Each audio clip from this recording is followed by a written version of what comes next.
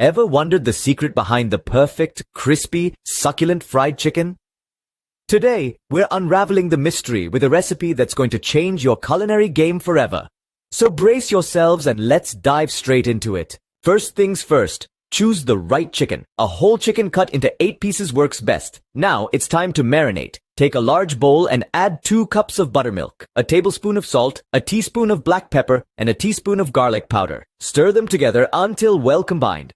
Submerge the chicken pieces in this mixture, ensuring they are fully covered. Leave it to marinate in the refrigerator for at least 4 hours, or better yet, overnight. Now comes the part that adds the crunch, the dredging. In another large bowl, mix 2 cups of all-purpose flour, 1 tablespoon of paprika, a tablespoon of cayenne pepper, and a teaspoon of salt. Take out the marinated chicken and let the excess buttermilk drip off. Then coat each piece thoroughly in the flour mixture. Once all the chicken pieces are coated, it's time to fry.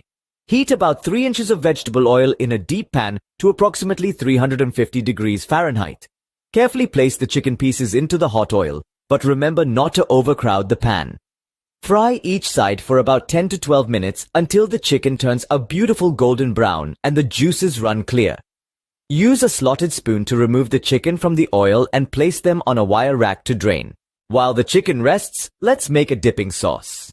Combine half a cup of mayonnaise, 1 tablespoon of honey, and 2 teaspoons of mustard in a bowl. Stir until smooth.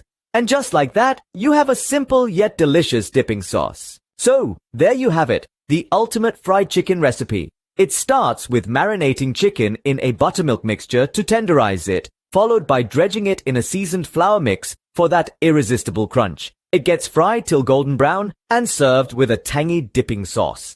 This recipe is not just about cooking, but creating an experience that tantalizes the taste buds and leaves you longing for more.